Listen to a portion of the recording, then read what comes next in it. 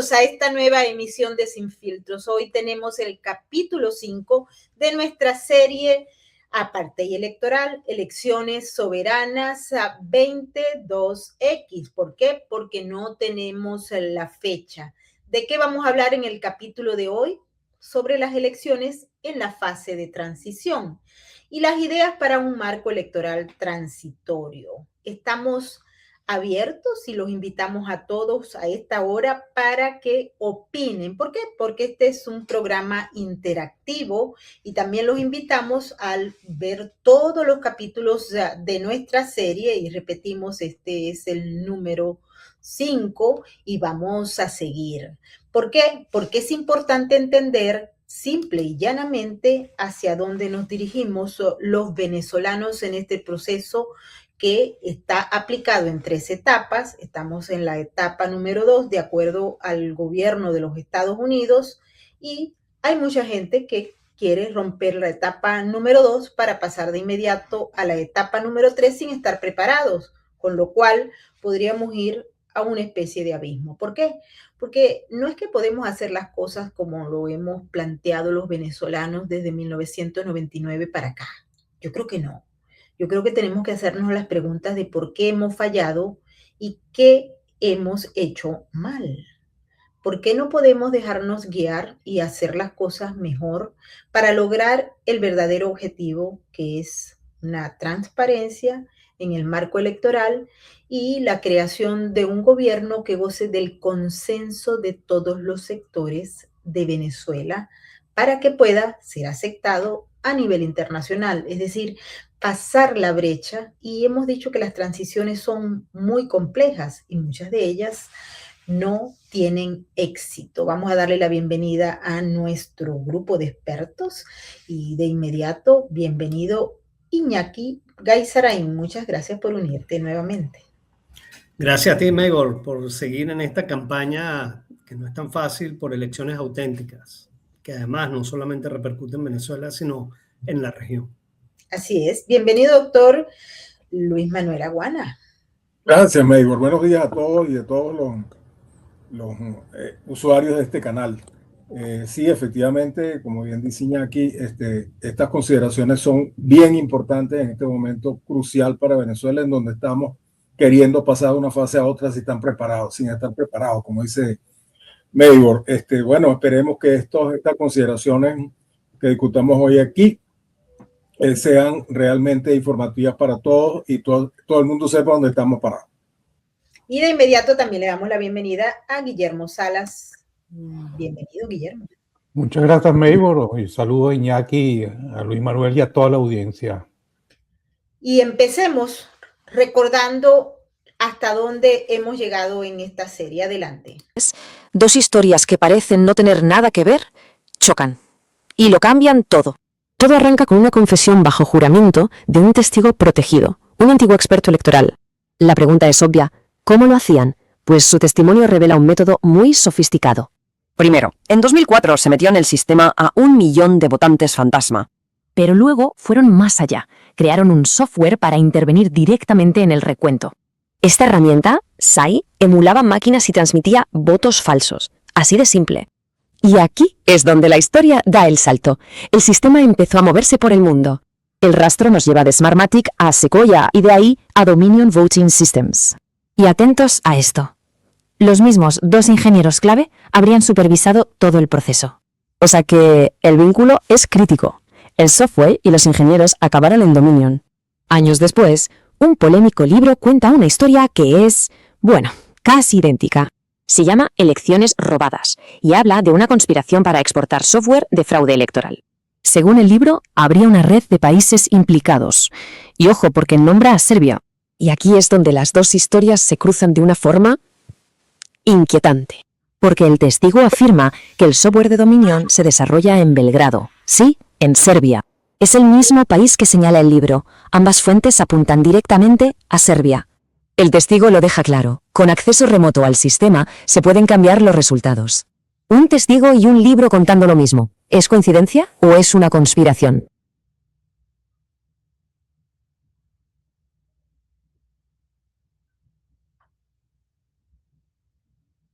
Yo le pido al pueblo en general que cumplamos esa voluntad del comandante Chávez de votar todo por Nicolás Maduro y darle la madre a toda esa gente fascista.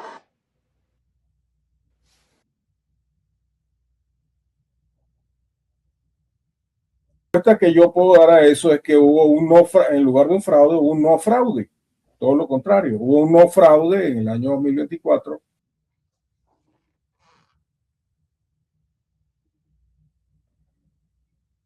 Bueno, ustedes vieron allí hasta dónde vamos con esta historia. Es importante destacar que en el episodio del día de hoy vamos a tocar todo lo que tiene que ver con las bases del estatuto electoral para llegar a una fase de la transición que se cumpliría en esa tercera etapa del plan que ha planteado el gobierno de los Estados Unidos en cabeza y en vocería del Departamento de Estado, del secretario de Estado Marco Rubio y obviamente apoyado por el presidente, puesto que es una fase y un proyecto que viene en función de un diagnóstico que se hizo previamente. ¿Y qué es lo que se busca en esa tercera fase? Nada menos y nada más que garantizar que el voto elija, es decir, que el voto cumpla con el objetivo primario, legítimo de ese instrumento de la democracia.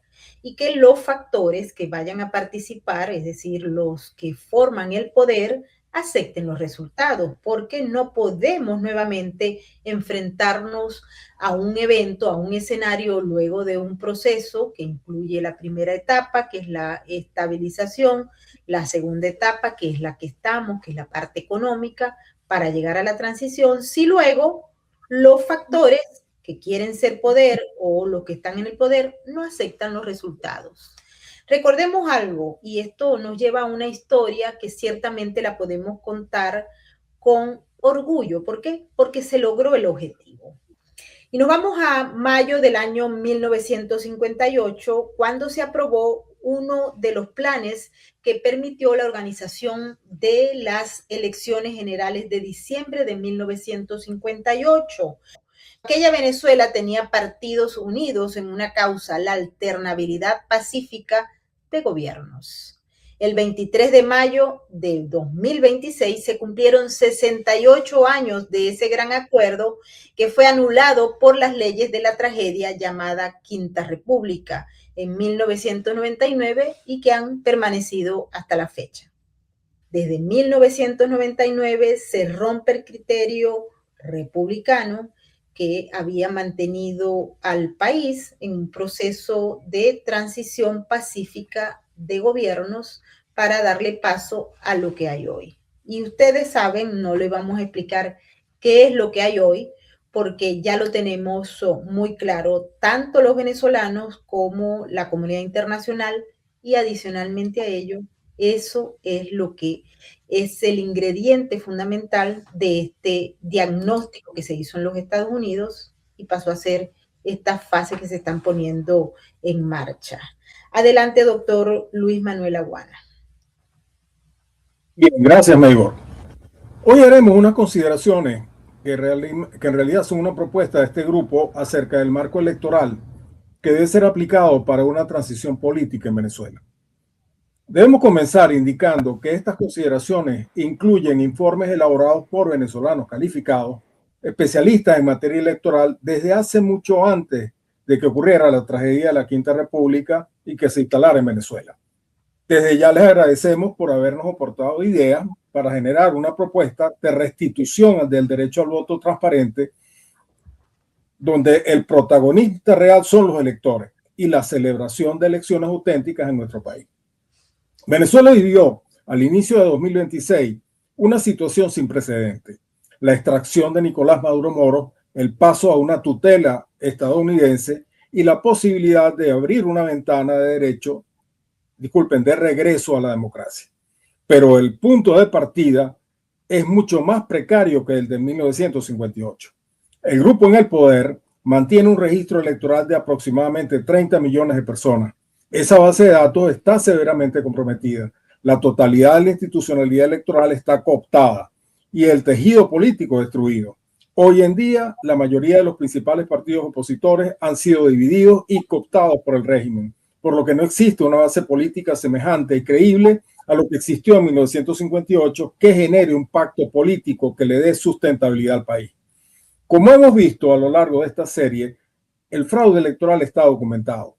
Desde el referéndum revocatorio de 2004, múltiples estudios académicos publicados en revistas arbitradas internacionales demostraron que los resultados oficiales no reflejaban la voluntad popular.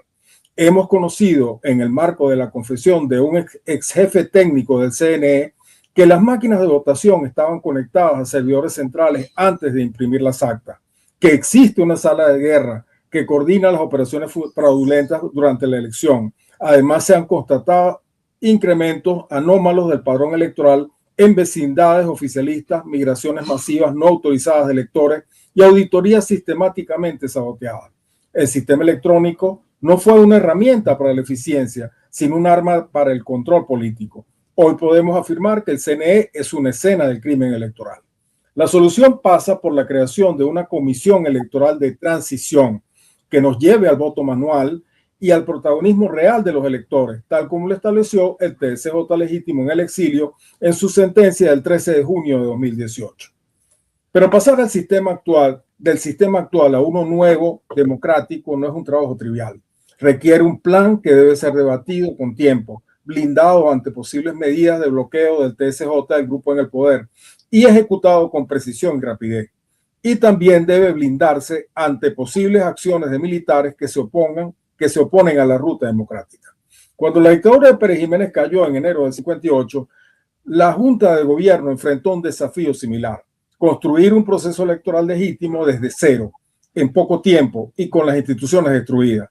Su respuesta fue el decreto 234 del 23 de mayo de 1958, un estatuto electoral transitorio que estableció las reglas de juego en pocos meses.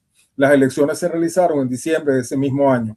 El resultado fue un presidente legítimo, un Congreso plural y una constitución para la República aprobada en 1961 que dio paso a una Venezuela estable por 4 décadas.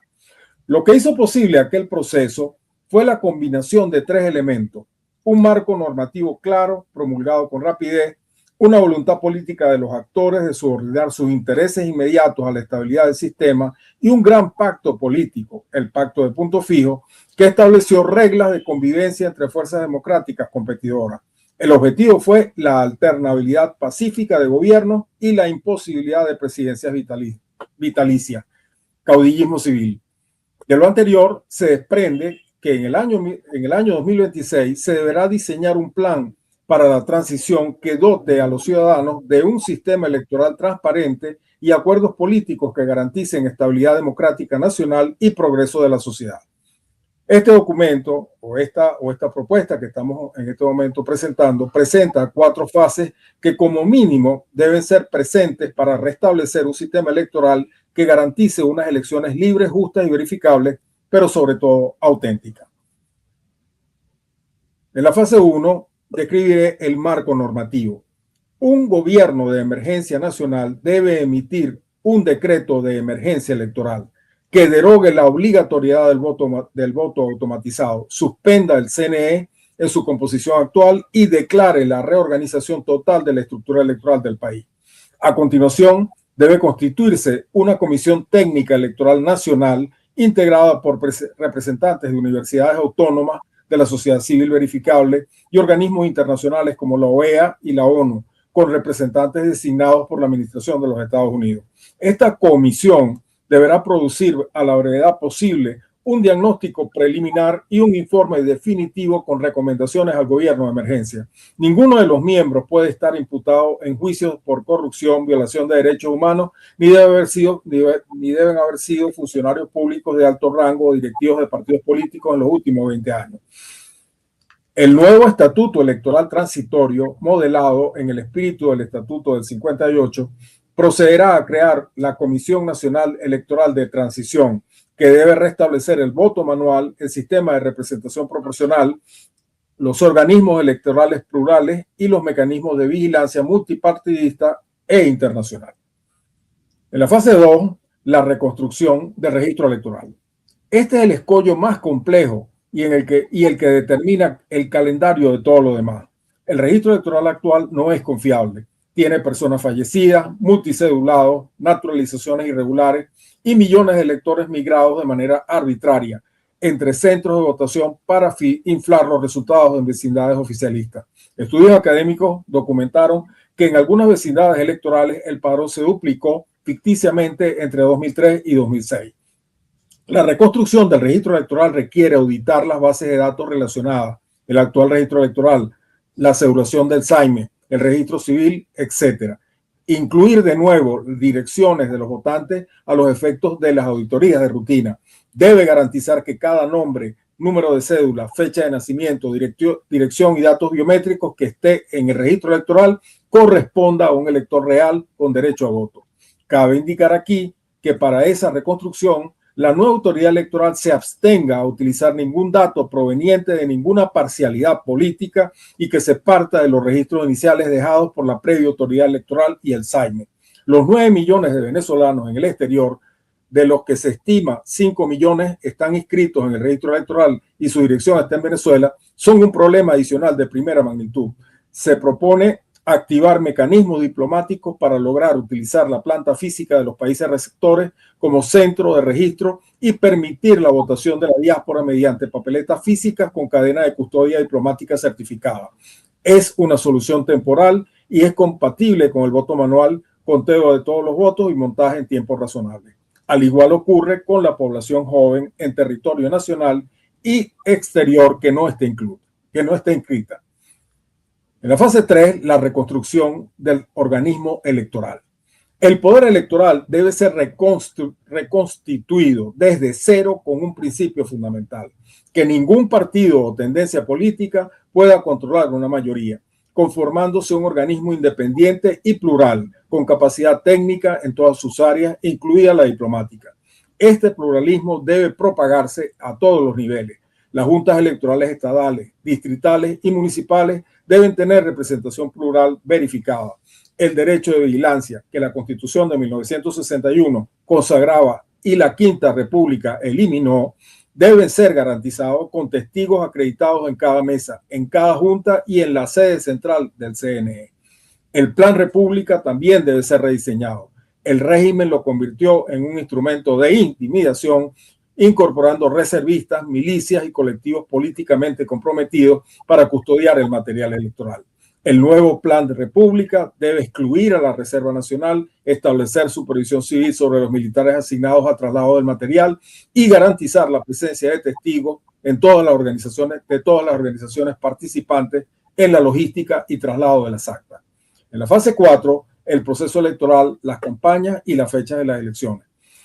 El sistema de votación manual propuesto recupera los elementos esenciales del Estatuto del 58. La papeleta física con colores o distintivos por candidato o lista, cabina privada, sobresellado, una urna transparente sellada públicamente al inicio de la jornada con tinta indeleble.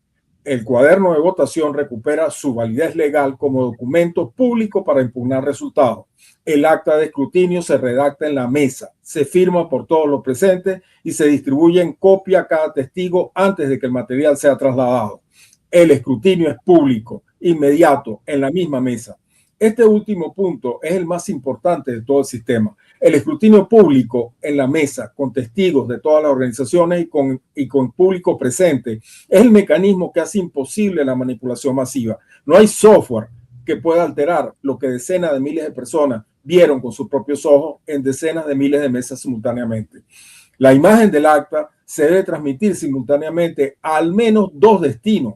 Un servidor A, la autoridad electoral oficial, es decir, la Comisión Electoral Nacional Electoral de Transición, y un servidor B, a la plataforma de observación ciudadana e internacional gestionada por organismos internacionales bajo software libre.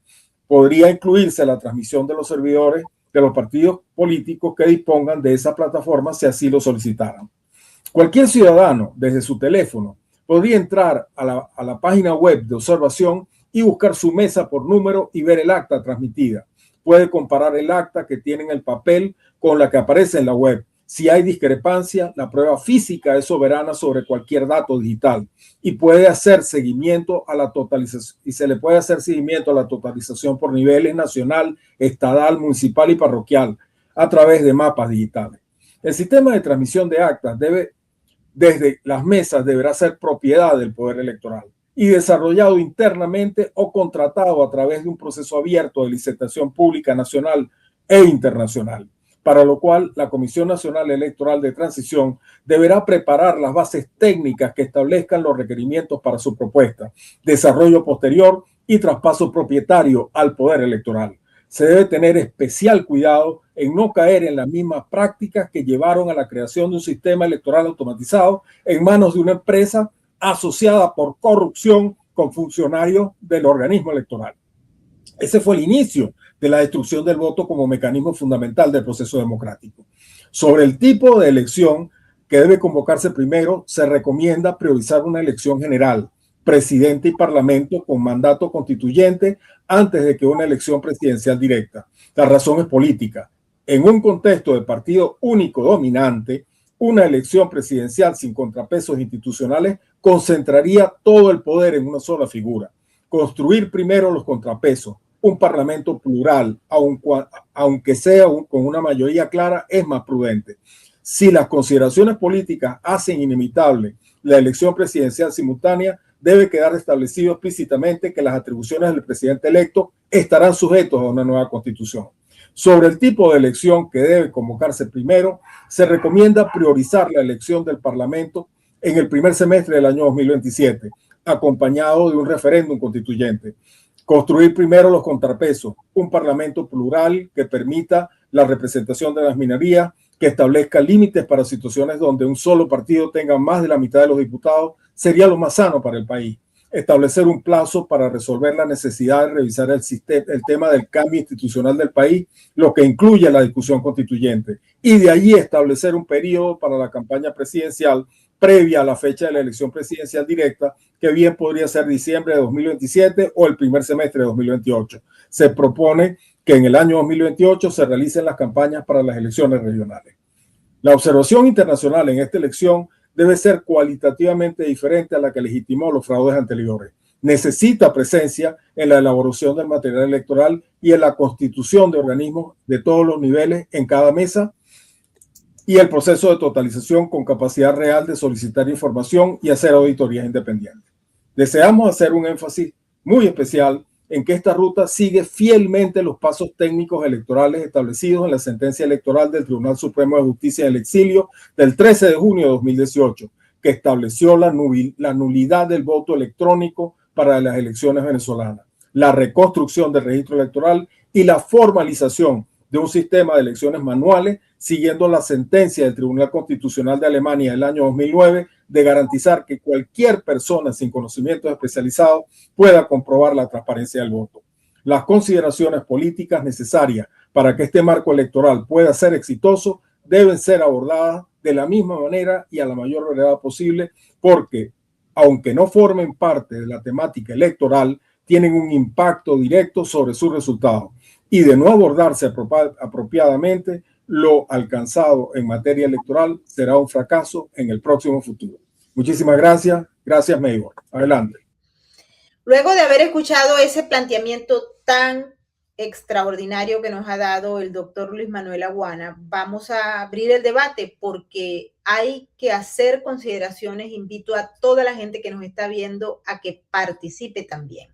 Desde el punto de vista del marco electoral, hacia lo que queremos todos los venezolanos, que es una transición política que permita un proyecto prolongado en el tiempo. Si estamos hablando de que en Venezuela no está garantizada una transición porque no está garantizada la gobernabilidad después que ocurra esto, si no se hace en los términos planteados, ¿cómo podemos entonces garantizar que haya un consenso para lograr ese objetivo? Es decir, que nos pongamos de acuerdo todos, pero yo siento que lo más difícil en ponerse de acuerdo son los grupos políticos que no ven el consenso como un objetivo claro, sino que se quieren imponer unos con otros. Y ahí es donde está el problema, porque si no se actúa en base a un solo objetivo, sino en base a liderazgos individualistas, creo que podemos comprometer todo lo que se ha hecho. Y ejemplos de transiciones fallidas hay muchísimos y se los vamos a traer adelante, Guillermo. Sí, Meibor, en primer lugar me pareció fabuloso lo que acaba de leer, de hablar Luis Manuel sobre la propuesta de Luis Manuel de cómo crear un sistema electoral que verdaderamente funcione y que le sirva al ciudadano. Lo que primero que quiero decir, bueno, que lo que leyó Luis Manuel es justamente la antítesis de lo que hizo el chavismo. El chavismo tan pronto lo necesitó, bueno, o desde que llegó al poder, lo primero que hizo fue acabar con la separación de poderes mediante la Asamblea Nacional Constituyente.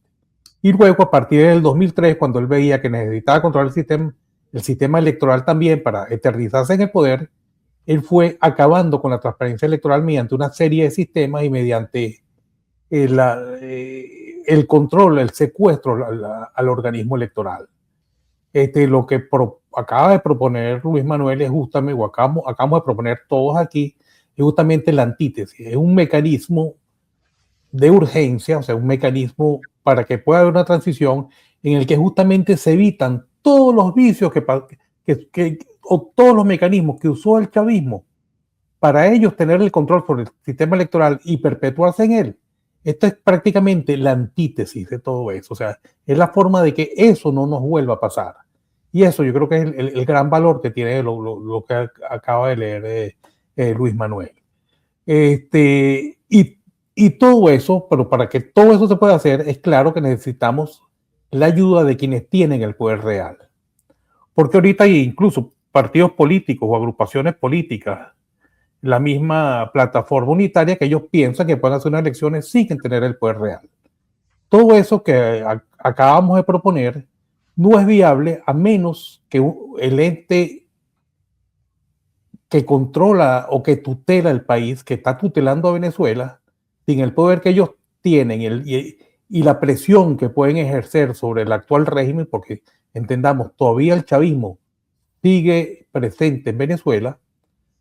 Si esa tutela no ejerce presión sobre ellos, ese plan que acaba de presentar Luis Manuel no va a ser posible. Y nosotros queremos empezar a hacer las cosas bien, porque en Venezuela, mira, desde prácticamente que llegó el chavismo, hemos hecho las cosas muy mal. Incluso desde antes que llegara el chavismo habíamos hecho las cosas muy mal, y por eso llegó el chavismo. Y las hemos hecho mal que no hemos logrado desalojar al chavismo del poder que ya casi por 30 años. Entonces, es necesario dos cosas. Primero, a mi parecer, y repito Luis Manuel, hace falta una junta de gobierno y hace falta controlar también al Poder Judicial, porque el Poder Judicial es imprescindible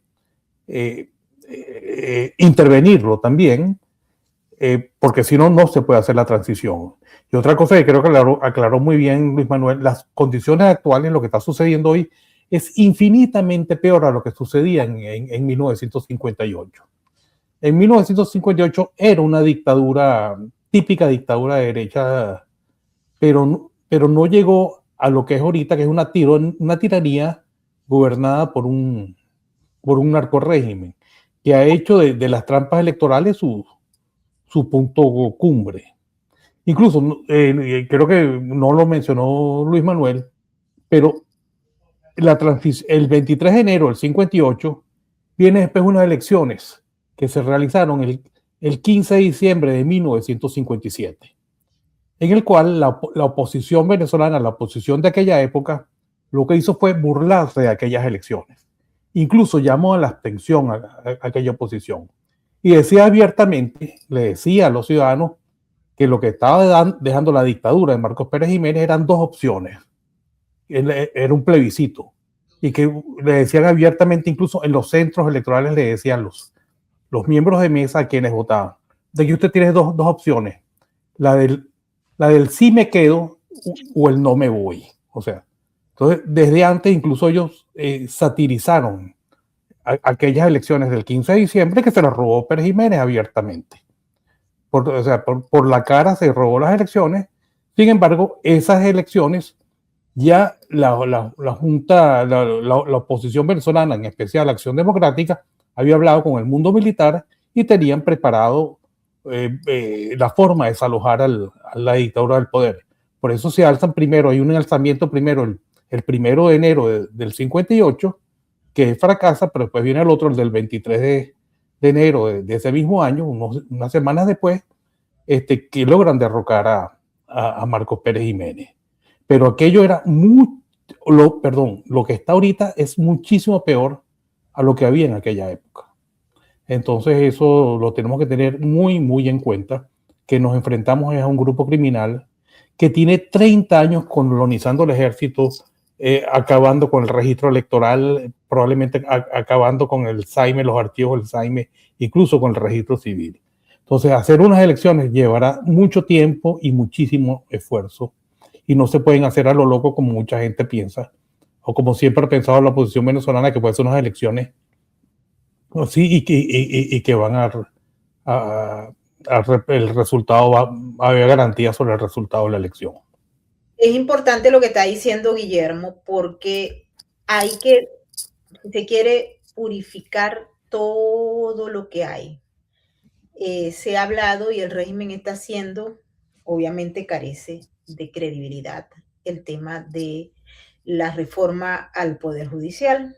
Se va a hacer una supuesta reforma, pero encabezado por el régimen, única y exclusivamente, con una gente que nadie sabe exactamente quiénes son, del poder electoral, pero esto no es lo que está planteado para la aceptación. Recuerden que el objetivo en este caso es construir una verdadera transición que pueda garantizar la gobernabilidad a futuro por un tiempo prolongado. Se está hablando de la firma, como bien lo decía Jean-Jacques Rousseau en las épocas anteriores, de un pacto, es decir, de un nuevo contrato social. Y ese nuevo contrato social debe incluir a todo el mundo, pero lo principal es la transparencia, que sea posible llevar a los actores que han cometido fraude a la justicia, porque de lo contrario no va a poder construirse un sistema de transición que pueda ganar la credibilidad y la confianza del soberano, que a todas estas son los venezolanos fuera y dentro. Adelante, Iñaki. Creo que Guillermo comentó algo importante. En este momento hay que colocar un foco sobre el punto, digamos, fundamental sobre el que se sustenta este periodo de las llamadas 3 fases. Nosotros en el marco de esta serie lo hemos llamado la Comisión White House. Y voy a comentar lo que dijo el secretario de Estado Marco Rubio el 26 de febrero del año en curso, y dijo: condiciones para celebrar elecciones transparentes, un CNE reestructurado y de consenso, un padrón electoral auditado, un regreso de líderes políticos exiliados, una campaña mediática justa y equilibrada, consulados para los electores en el exterior. Si puedes pasar a la siguiente lámina, porque yo creo que aquí hay que explicarle muy bien, aunque a lo largo de la serie lo hemos ido haciendo, porque además es el foco al cual debemos colocarle mucho peso, es explicar la complejidad de todas estas cosas a la propia Comisión White House. Si puedes pasar a la siguiente lámina. Primero nada, Venezuela es un laberinto. Es un país sin autoridades legítimas desde el año 2004. ¿Eso quién lo firma? El CNE. Ya vimos en capítulos anteriores con claridad cómo el CNE diseñó el secuestro de la voluntad popular. Si puedes pasar a la siguiente lámina. ¿Qué tenemos, a diferencia de la 1958, qué tenemos en el 2026, así a grandes rasgos? Un Estado fallido y en quiebra, emigración masiva, las familias partidas, sociedad empobrecida, y sigue la corrupción. La corrupción en los periodos anteriores a la mal llamada Quinta República fue muy grande. Como dijo Guillermo, dio paso a que llegara el chavismo, el justiciero. Pero la corrupción de esta etapa es astronómica, porque se robaron todo sin hacer obras. Si puedes pasar a la siguiente lámina. Esa Venezuela 2026 es fruto de ¿qué? Bueno, de una crisis política estructural desde los años 80 hacia acá, el caudillismo civil, que de alguna manera representaron Caldera y Carlos Andrés, y dieron paso al caudillo militar. Y el caudillo militar enfocó las elecciones como batallas. Y convirtieron al CNE en el actor. Y nosotros demostramos que el CNE es una escena del crimen. Si puedes pasar a la siguiente lámina. Para que la gente observe y la Comisión White House se ubique, aquí están en colores, pero el ecosistema actual de una elección tiene 3 nodos verdes, que son los militares, tiene 6, 8 rojos, con el CNE como gran director de orquesta, ¿verdad? Tienes en negro puesto ahí el crimen internacional, que tiene conexiones que habrá que probar, por supuesto, pero con todos los nodos, por decirlo así. Hay unos partidos ahí en un color raro de la oposición tradicional que han sido colaboradores del CNE. Allí tenían a su jugador estrella, Vicente Díaz, en el CNE, que siempre dijo que el sistema electoral era perfecto. Y tienes el pueblo de María Corina, al cual hay que ayudar a madurar. ¿Ok? ¿Por qué? Porque el ciudadano común y corriente ni siquiera lo vemos ahí, porque ni siquiera tiene tamaño. ¿Cómo tú peleas con esa red? ¿Verdad? Al señor Marco Rubio le necesitamos explicar este tipo de detalles. No es la pelea en un sistema que tiene algunos defectos, es una pelea totalmente desigual. Si puedes pasar a la siguiente lámina. Aquí tenemos los nombres. Tenemos 13 instituciones que actúan el día de una elección. Todas controladas por el grupo en el poder. Seguimos adelante. Hay un deseo de cambio, eso está clarísimo. Yo creo que en principio ya la mal llamada Quinta República está rumbo al cementerio, pero está todavía como un tigre que es muy peligroso cuando está herido, ¿no? Yo creo que a este nivel nosotros tenemos que tener presentes que la presión económica, social y política nos está empujando a que seamos lo más creativos posible y que ese actor, que es el actor beligerante, que es la Comisión White House, entienda que debe presionar en la dirección de futuro. Siguiente lámina. Hay unos nudos críticos. Si puedes pasar. Por supuesto que hay un nudo crítico. Lo dijo muy bien Guillermo en la intervención. La caída de Pérez Jiménez es parte de un proceso en el cual participaron otros militares.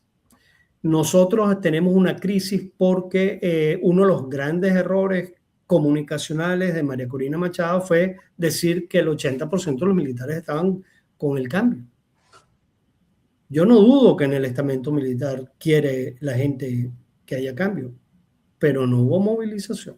Ese factor que sí existió en el 58, 57, 58, aquí no existió todavía, al menos todavía, aunque la presión de la Comisión White House sí está dando paso en la dirección de ir saneando, entre comillas, la institución militar, la cual tiene que ser también totalmente cambiada, ¿no? Si pasas adelante, obviamente un tema de justicia transicional nos lleva a que tiene que haber incentivos militares para que se pueda pasar a contar con la colaboración al menos de un grupo en el alto mando y por supuesto los famosos comacates, que son los que tienen a las tropas y las fuerzas digamos, del ámbito militar, ¿no?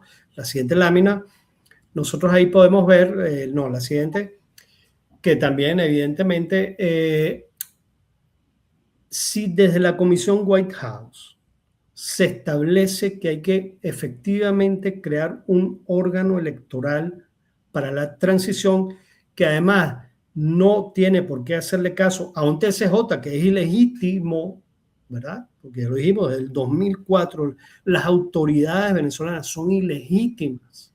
Entonces, bueno, ahí le daríamos un marco de defensa a ese órgano electoral, por supuesto, la presión de la Comisión White House. Adelante. ¿Por qué esto es importante? Porque no hay tiempo. O dicho de otra manera, el tiempo es oro. A nosotros el factor tiempo nos resulta fundamental. ¿Por qué? Porque la geopolítica también cambia en el corto plazo. También es así que nadie esperaba el 3 de enero ese día. Y ese 3 de enero cambió la geopolítica regional. Pero en el 2028 hay elecciones en Estados Unidos, presidenciales. Entonces, aquí el tiempo es oro. Siguiente. La liquidación del CNE tiene que ser además una decisión política de primer nivel, porque es la manera de decir que de aquí en adelante la corrupción paga sus errores y paga sus delitos. Adelante. La siguiente lámina, bueno, ya lo habíamos dicho, como ocurrió en el 1958, una junta electoral transitoria, que ya lo mencionó en la lectura Luis Manuel, sigamos adelante. Pero hay unas reglas de oro, y sigamos adelante, que ya están también mencionadas. Vamos a pasarlos. Aquí ya aquí está clarísimo, el elector es el soberano y la famosa memoria desaparece. Ya el voto no es el de la memoria, el voto es el que tiene la persona. Sigue adelante. La representatividad, la justa representatividad, eso es un tema que requiere un diseño rápido, requiere expertos, las nuevas tecnologías, desde lo que tiene que ver con satélites, etcétera, que miden la demografía de un país a través de distintos criterios técnicos. Adelante. La diáspora, ese es un tema y es un dolor de cabeza. A la Comisión White House hay que explicarle que con los consulados no se resuelve absolutamente nada. Por eso nuestro énfasis en la presencia de un diplomático de larga trayectoria en el nuevo organismo electoral transitorio. ¿Por qué? Porque hay 10 países que congregan al grueso de los inmigrantes venezolanos, y nosotros estimamos en uno de los programas que probablemente haya que tener por lo menos 3.000 centros electorales en esos países para que al menos se intente darle cobertura a 5 millones de personas que sabemos que están inscritos, aunque la residencia la tienen en Venezuela, pero hoy por hoy viven en el exterior. Adelante. Bueno, las auditorías, ni hablar. Si la primera potencia mundial, entre otras cosas, le debe ese nivel de potencia a que controla los recursos, hace auditorías, bueno, aquí sobran las palabras, si quieres pasar adelante, auditoría para todo. Y el Pacto Histórico 2026, 2 pinceladas nada más, que me parecen oportunas. En la siguiente lámina hay 3 grupos que tienen que ser considerados, ¿verdad?, con los dolores de cabeza que eso puede generar. Primero, el grupo beligerante, que es el tutor, la Comisión White House. Después tenemos el grupo en el poder, que todo el mundo lo quisiera ver fuera. Es un grupo cada vez más pequeño, pero tiene muchísimo dinero, porque además tiene muchísimo dinero fruto de la corrupción, y que no lo dudarán en aplicar en generar crisis si la ecuación no está bien planteada. Y después la plataforma de los pequeños partidos alrededor de un fenómeno electoral que ha sido María Corina Machado en lo que tiene que ver con 2023, 2024, 2025, que debe estar muy presente en una negociación. La siguiente lámina. Pero esto tiene que tener claro, además, y la Comisión White House, que por su servicio de inteligencia lo sabrá, tiene que tener claro que hay unos conspiradores. La corrupción, Venezuela es una historia lamentable de corrupción desde tiempos antiguos, ¿okay? Ya dijimos, el periodo actual, el que terminó en diciembre del 2025, es el de la corrupción astronómica. Pero también tenemos el crimen internacional, que Mayor ha, digamos, realizado estudios y trabajos y publicaciones en torno a ese cáncer. Y después tenemos las corporaciones, que tienen unos intereses obviamente económicos poderosos en la guerra por los recursos naturales, por un lado, los recursos de energía y los recursos para las tecnologías de la comunicación, etcétera, ¿no? Con esto termino de dar unas pinceladas a lo que ya debemos dirigirnos siempre con claridad a la Comisión White House. Yo creo que el foco, como dijo Guillermo, es hay que hacer claro el mensaje para la Comisión White House, de manera que se pueda presionar para lograr parir un pacto histórico. Fíjate que esta última lámina nos refleja la esencia del problema que estamos enfrentando. Es más, si hablamos en materia de guerra, yo diría que estas son las amenazas reales y las amenazas existenciales del proyecto que puede haber para una Venezuela libre y soberana. ¿Por qué? Porque la corrupción en Venezuela tiene a los actores políticos involucrados, pero también es una corrupción sistémica. El crimen organizado penetró el país en todas sus esferas y las corporaciones económicas internacionales están tras los recursos que en el marco de una guerra que se está dando multinivel a nivel mundial, pues equivale a la esencia para una posible sobrevivencia de muchos países, pero particularmente de Estados Unidos, en todo este juego. El que controla la energía, el que controla los productos que son necesarios para esta nueva etapa del planeta, pues ese es el país que va a ganar. Y Venezuela se ve desde afuera por muchos como simple y llanamente recursos, y con quien podamos lograr esos recursos va mejor con nosotros, y allí es donde está también otra de esas amenazas existenciales al proceso de transición que estamos planteando, que debe ser completo. ¿Y completo por qué? Porque si no se integra como se ha venido planteando y no se hace una labor de ingeniería, no solamente social, sino científica, para proyectar un proceso claro, vamos a tener una transición fallida. Vamos a recorrer en estos momentos, y los invito a todos aquellos que están en estos momentos con nosotros a través de todas nuestras diversas plataformas, para que se unan con sus opiniones y observemos qué es lo que puede ocurrir con una transición fallida. Adelante con el video. Directos al grano. Hoy tenemos entre manos un análisis de esos que te atrapan desde el primer segundo. Nos vamos a centrar en un tema que es tremendamente complejo pero vital: la tremenda dificultad de las transiciones a la democracia en países que salen de dictaduras y tienen que lidiar con élites corruptas. Y para entender esto a fondo vamos a hacer una especie de autopsia. Literalmente, vamos a diseccionar una transición democrática que falló usando el caso histórico de Nicaragua como una advertencia. Piensa en esto como un historial médico que nos va a permitir prescribir soluciones muy específicas para el futuro de Venezuela. Es un tema fascinante, así que vamos a ello. Nuestra hoja de ruta para hoy es súper clara y directa. 1. El espejismo de la transición democrática. 2. El control militar no resuelto. 3. Los pactos entre élites. 4. La democracia desmantelada desde dentro. Y 5. Las lecciones urgentes para Venezuela. Empezamos con el punto 1. El espejismo de la transición democrática. Bueno, iniciamos nuestra investigación forense mirando al primer gran síntoma, que fue ese espejismo democrático que apareció justo tras la caída de la dictadura en el 79. Fijaos en esta cronología porque el cambio es rapidísimo.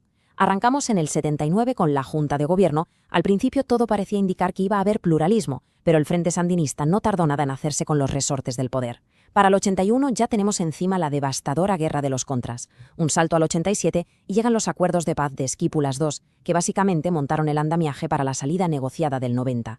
Pero, y esto es clave, no fue una ruptura democrática limpia, fue más bien una transición basada puramente en pactos de supervivencia. Y para entender el peso real de esa transición hay que detenerse un segundo en esta cifra. Más de 30.000.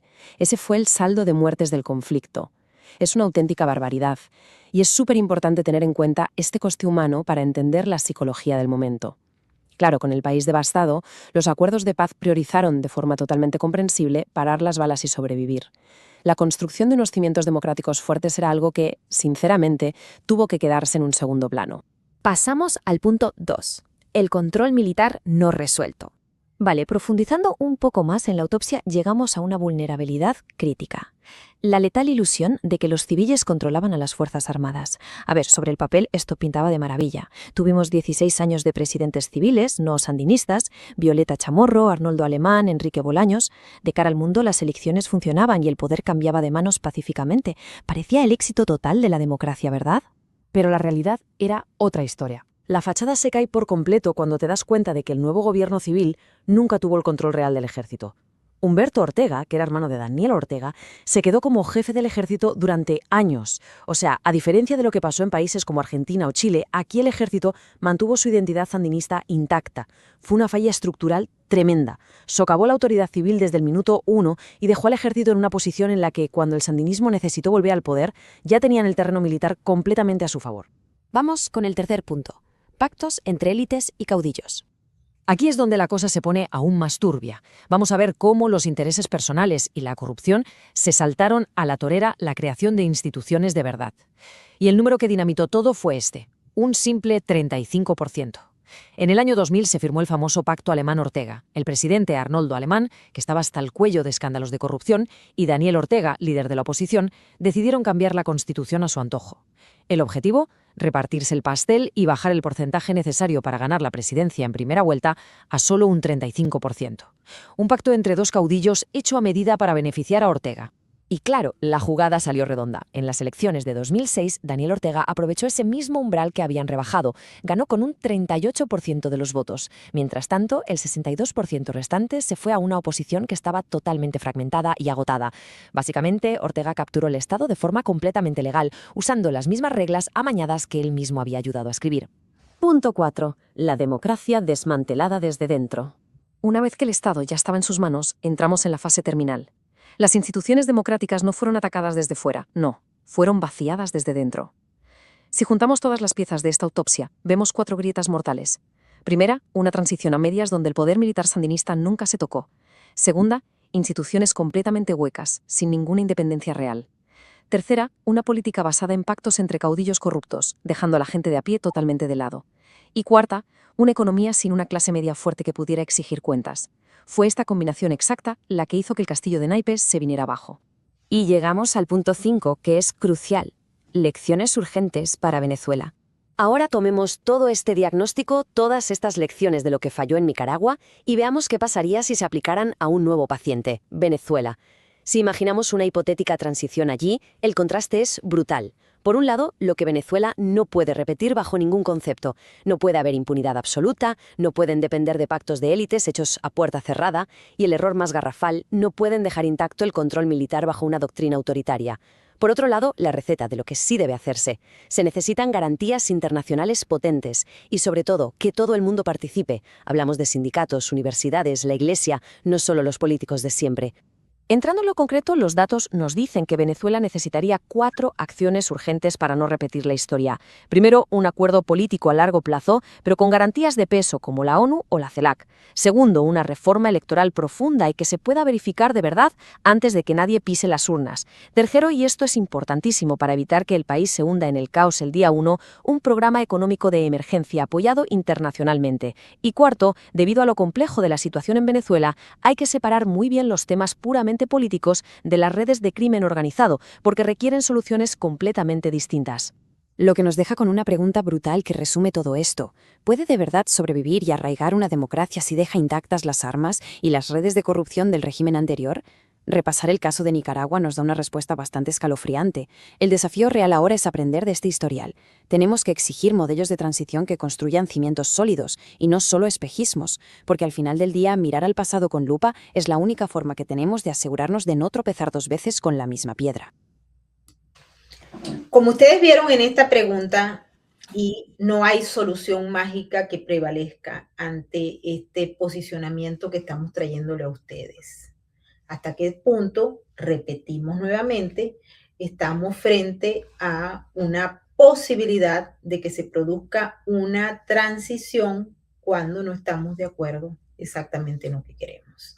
Hay mucha gente que está criticando que si es la ONU, que si es la CELAC está construida por una serie de actores que van a beneficiar al régimen y la ONU también, es decir, no hay movimientos tampoco u organismos multilaterales creíbles en estos momentos. Pero, ¿qué tal si esas comisiones que puedan surgir en base a esos organismos internacionales que sabemos que están corrompidos también tengan el soporte y la vigilancia de los ciudadanos? Es decir, que esté allí vigilándose todo ese comportamiento para que se apele al cumplimiento de los objetivos cuando estos estén claros. Y aquí se está proponiendo una agenda que puede ser viable. Nos vamos a la segunda parte del programa porque viene todo lo que hemos discutido, el dilema electoral, qué tipo de elecciones vamos a tener, al estilo Quinta República, que son electrónicas, o al estilo de una república democrática, o bien lo que se está discutiendo aquí en los Estados Unidos, que el mismo presidente de los Estados Unidos, a raíz de lo ocurrido en las elecciones 2020, se plantean unas elecciones manuales, es decir, donde sea el ciudadano el que participe y cuide el voto como tal, que el voto sea de personas y que no pase a ser de una estructura electrónica, digital, de un software y de una empresa que tiene vínculos con el crimen organizado transnacional. Ahí llega la discusión de este tema y hemos revisado lo que ocurrió en Alemania, porque el voto manual es sumamente importante. Muchos se preguntan, bueno, el voto manual también existía en el siglo pasado y se cogían las elecciones igual. No, atención con esto, porque aquí en Estados Unidos se está discutiendo el tema y es uno de los elementos que ha distinguido el sistema democrático en muchos países, es decir, el voto manual, pero supervisado con el ojo del ciudadano, del votante. Es tan difícil hacer un voto manual, unas elecciones de voto manual de papel en esta época de tecnologías de amplio alcance y que hay muchos que están evaluando también y están proponiendo, por cierto, de la oposición, que sea biométrico todo. Yo creo que no. Yo creo que nos deberíamos ir al voto manual sin ningún tipo de intervención del sistema, ya que hemos llegado a un fracaso y a la extracción del ciudadano del proceso por justamente los software amañados. Vamos a escuchar ahora la presentación que nos va a hacer el doctor Bruno Egloff de SDATA sobre las bases sencillas para implementar el sistema manual de votación en estas elecciones que nos van a ocupar, no sabemos si el próximo año, vamos a ver. Adelante con la presentación. Que se centra en los electores y el conteo manual de los votos y que garantiza su autenticidad. A. El voto se expresa marcando al elector su preferencia en una boleta única de papel, como lo estableció Alemania por decisión del Tribunal Supremo, exigiendo en el año 2009 que todo elemento del sistema sea entendible por el más humilde elector. B. La electrónica ya no controla el proceso. C. Abrir las urnas y contar en público su contenido se convierte en el acto principal de cada mesa electoral.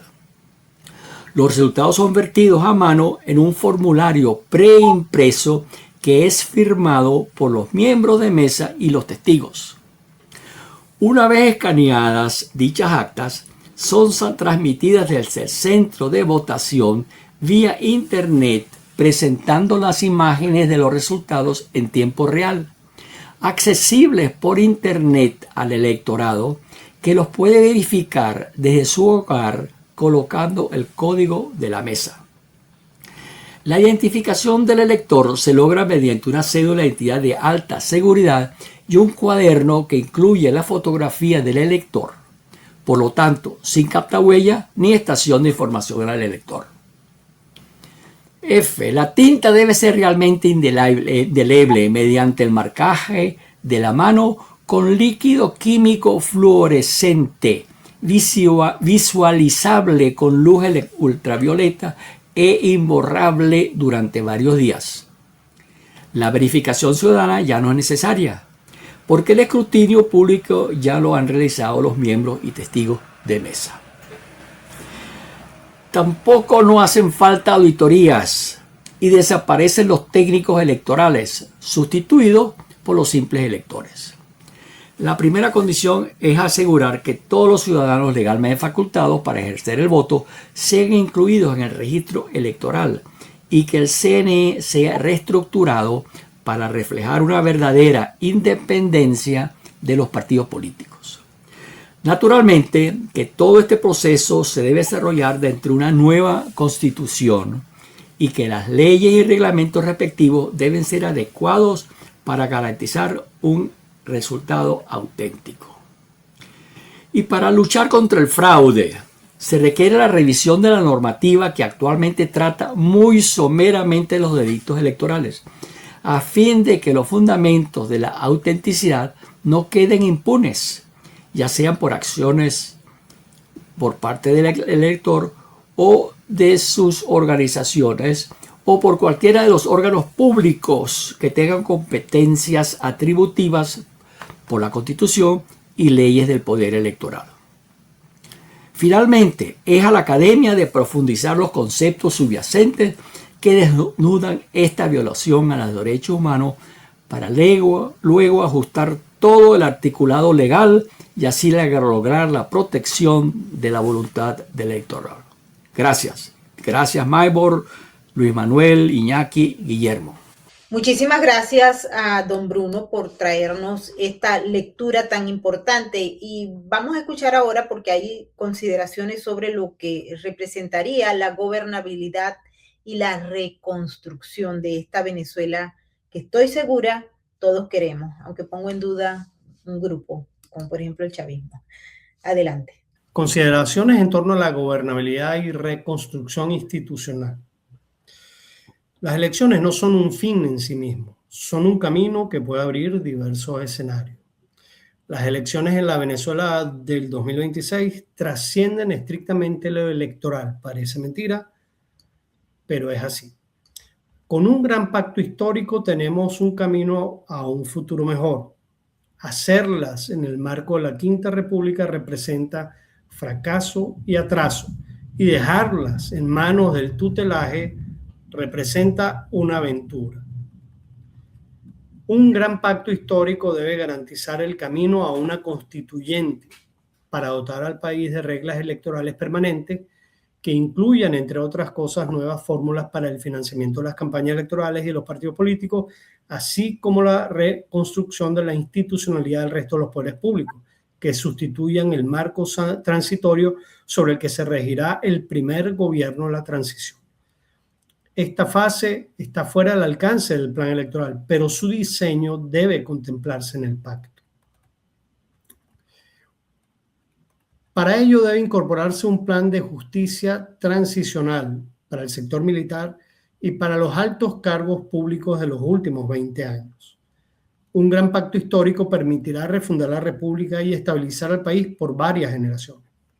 Ahora bien, las transiciones en el marco de un superpartido no auguran buenos tiempos. La ausencia de un ecosistema político plural es el riesgo más serio para la sostenibilidad de todo este proceso y amerita una discusión a fondo. Para una muestra, un botón, la mal llamada Quinta República. Sin embargo, podemos tener presentes las bases para una futura discusión sobre este importante asunto. El Pacto de Punto Fijo de 1958 fue posible porque existían tres partidos con bases sociales reales y liderazgos diferenciados que tenían incentivos para cooperar. María Corina Machado no tiene interlocutores equivalentes en la oposición. Tiene un enemigo pequeño en el presente, en tamaño, pero grande en recursos y además tiene que cuidarse de los lobos vestidos de oveja, representados en agentes de la corrupción y el crimen internacional. Ella debe tener la estatura de los mejores estadistas. Esto no es un reproche político. Una victoria aplastante de un solo partido sin oposición parlamentaria efectiva puede producir una democracia formal con una concentración de poder de facto que reproduce con signo contrario el problema que se intentó resolver. Pasar de un golpe del mapa rojo-rojito construido intencionalmente por la Quinta República con la colaboración de una falsa oposición a un mapa azul-azulito bien podría alimentar las tentaciones por el control total. La historia latinoamericana ofrece múltiples ejemplos de esta dinámica.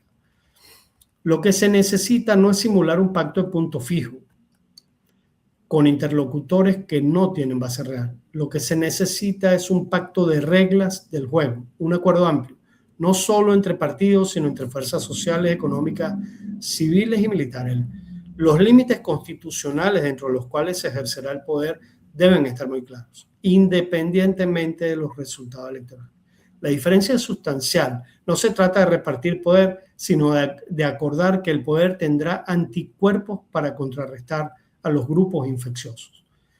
Para que este pacto tenga sustancia, el partido con hegemonía temporal debe hacer algo que parece antinatura, promover activamente la reconstrucción de otras fuerzas políticas, facilitar su registro, garantizar financiamiento público parcial y auditado, asegurar acceso equitativo a medios.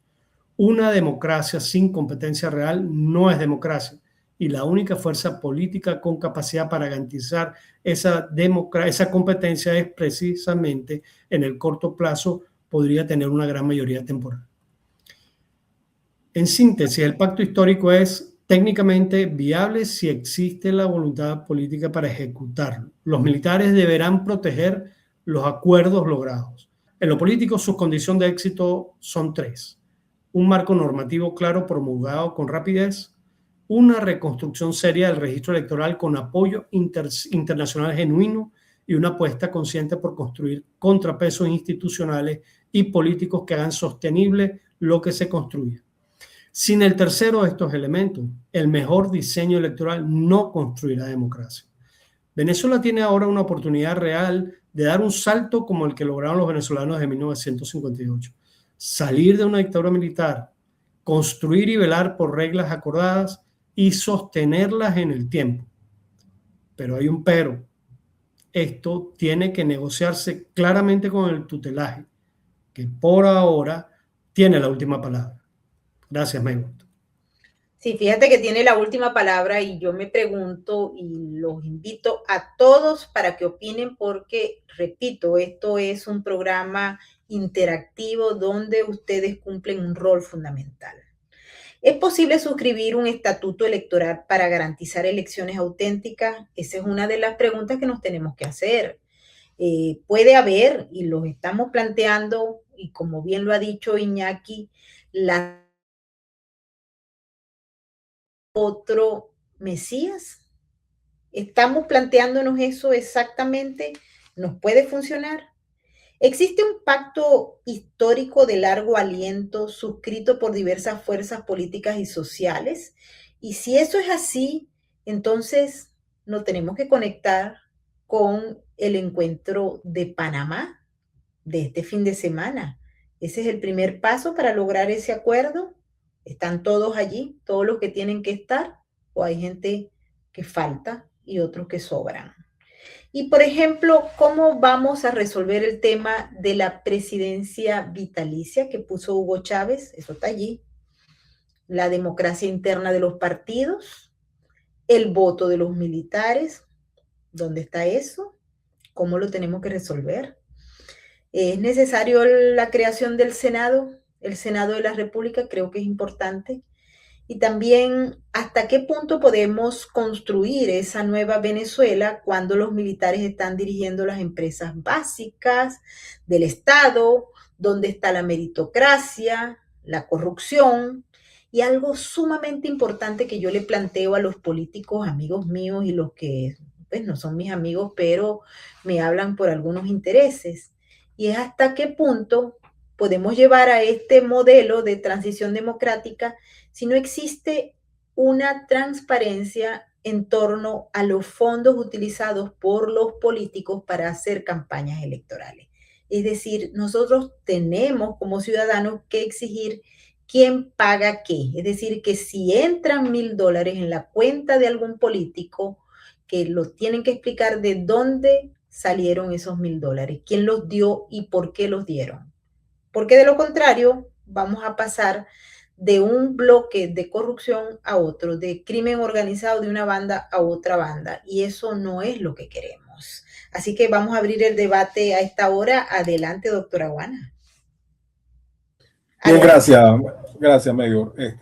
Bueno, yo no había hecho comentario en relación a mi primera intervención porque en principio esa intervención era, por supuesto, el consenso generalizado, no solamente de este grupo que ha estado conversando hoy con ustedes, pues la audiencia, la gran audiencia de Mayor, sino también que incorpora una gran cantidad de personas que no están aquí presentes, pero que efectivamente tienen mucha experiencia electoral, aún no se han muerto, porque estamos hablando aquí de gente muy mayor que son especialistas en el tema electoral cuando se emitía el voto en democracia. Es decir, el voto en no electrónico, sino unas elecciones manuales. También, por supuesto, especialistas, como el caso de la gente de Data, de Guillermo, que fue fundador de esa gran organización, y que dejaron por escrito muchas de las cosas de las que hablamos nosotros. específicamente, pues por supuesto, en la especialización técnica de poder llevar los datos desde la mesa electoral hacia cualquier parte del mundo o a cualquier parte, incluyendo por supuesto el organismo electoral, con toda seguridad. Lo importante aquí es que lo técnico está perfectamente cubierto para poder hacer unas elecciones manuales. Es decir, hay gente que sabe cómo se hacen elecciones manuales. Bueno, vimos uno ahorita, acabamos de ver uno con Bruno Egloff, que estaba por sacar un libro en relación con eso de las elecciones con papel y lápiz. Lo importante aquí es que lo técnico es lo realmente fácil. Lo sumamente difícil es lo político.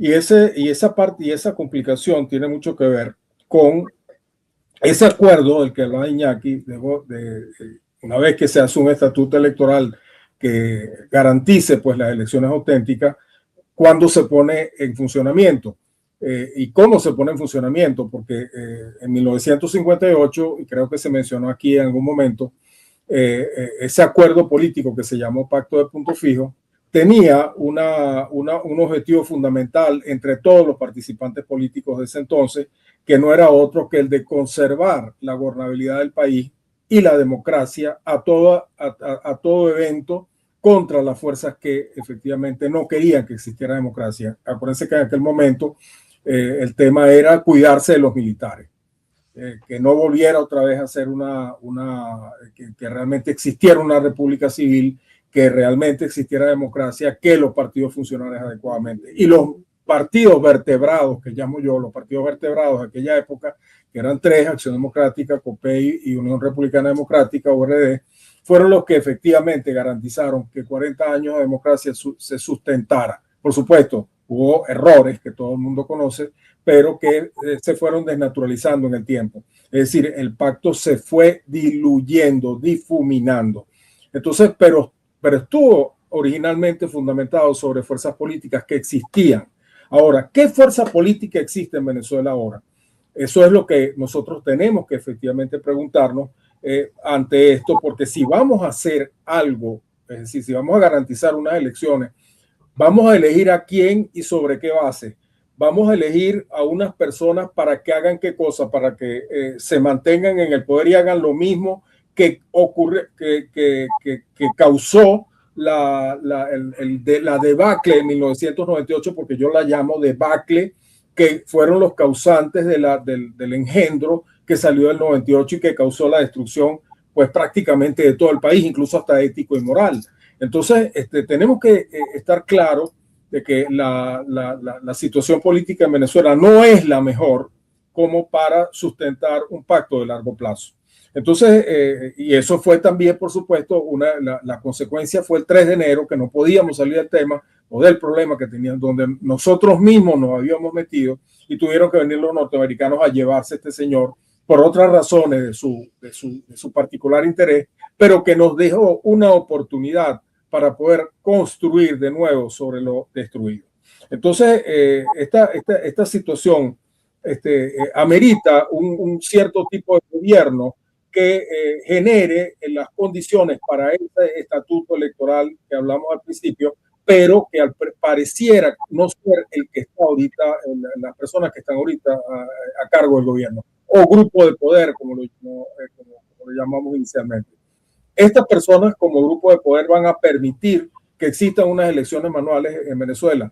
Va a permitir el señor que está ahorita en el CNE, que fue el que enseñó la servilleta, eso. Va a permitir el principal responsable de las elecciones automatizadas en Venezuela, cuyo nombre y apellido sabemos todos quién es,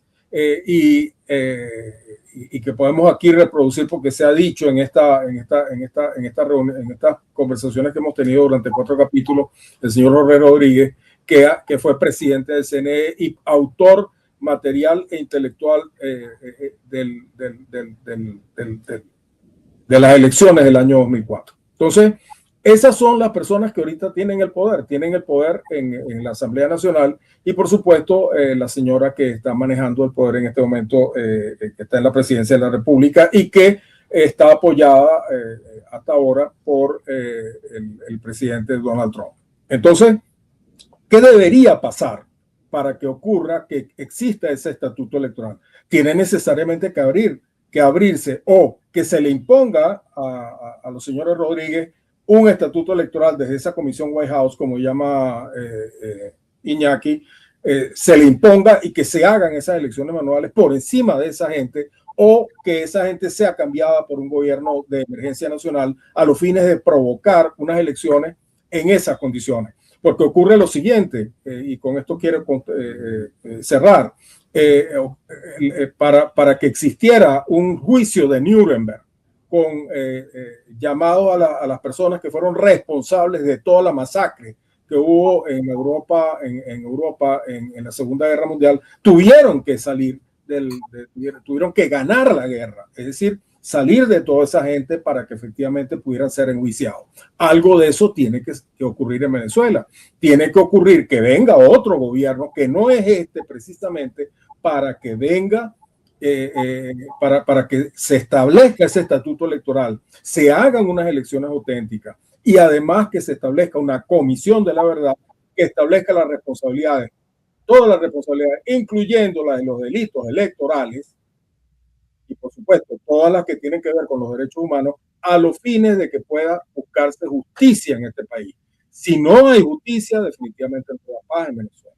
Entonces, aquí estamos en un momento crucial en la historia actual de Venezuela, en la cual no sabemos si eso en este momento se revienta. Esta situación de esta segunda fase que tiene que pasar a la tercera de transición, la gran pregunta sería, o la gran pregunta que yo me haría sería, ¿esta fase la vamos a realizar con los señores Rodríguez y con el estamento que quedó de Nicolás Maduro, o la vamos a hacer con un gobierno de transición que efectivamente impulse la Comisión White House o impulse el gobierno de los Estados Unidos a los fines de que podamos lograr ese estatuto electoral y conseguir las elecciones auténticas? Es una gran pregunta que yo, de verdad, aquí estamos todos los que estamos aquí en primera fila esperando a ver qué sucede. Gracias, Miguel. Muy importante eso. Estamos frente a un escenario que se está reconfigurando y podemos estar esperando a ver qué sucede, pero tenemos que activarnos. Adelante, Guillermo.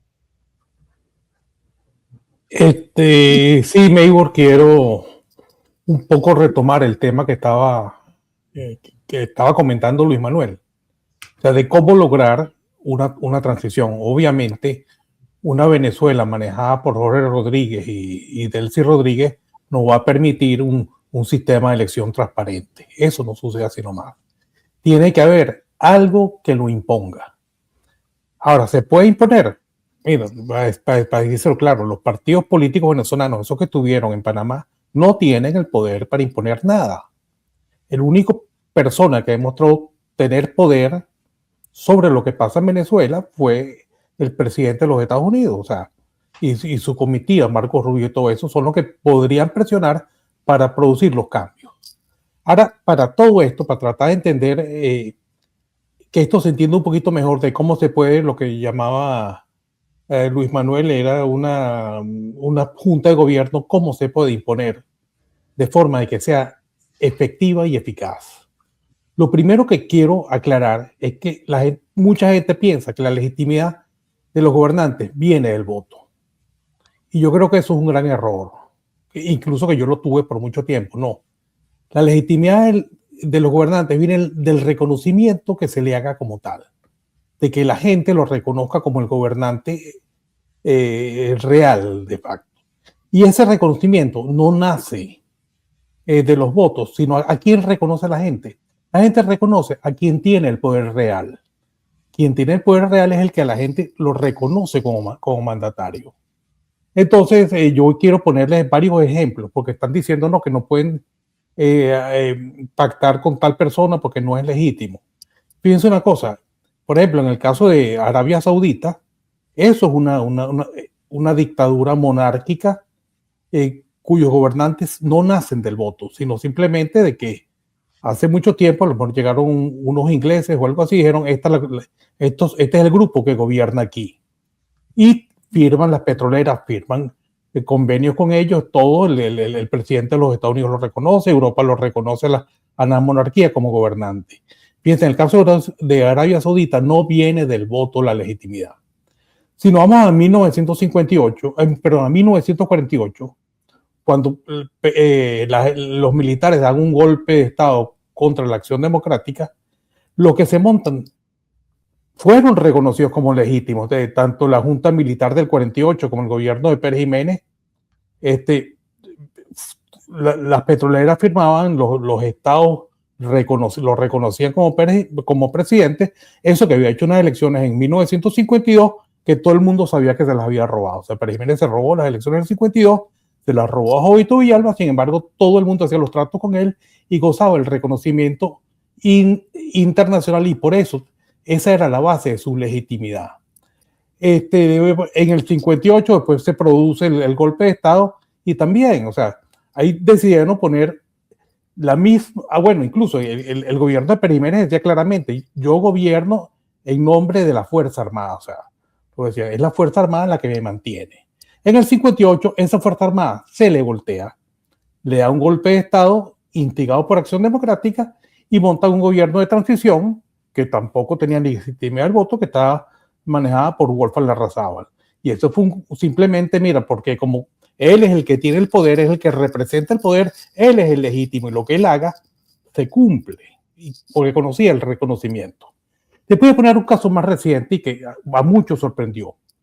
En 2013. En 2013, luego las elecciones, Maduro contra Capriles, que la mayoría sentimos que eso fue un inmenso fraude. Pocos días después, Maduro llama al empresario más importante de Venezuela, que es Lorenzo Mendoza. Él agarra y Lorenzo Mendoza se presenta frente a Chávez frente a Maduro en una cadena televisiva y comienza diciendo: señor presidente legítimo Nicolás Maduro. O sea, simplemente él como persona, como ciudadano o como empresario, o el empresario más grande de Venezuela, estaba reconociendo a Nicolás Maduro, que se acaba de robar una elección, como presidente. Ahora, ¿por qué Lorenzo Mendoza reconoció en aquella época a Nicolás Maduro como presidente? Cosa que, digamos de paso, no necesitaba Nicolás Maduro. ¿Por qué? Porque estaba claro que Maduro era quien tenía el poder. Él lo iba a reconocer como presidente a Enrique Capriles, que ni siquiera había hecho nada por defender el resultado de la elección.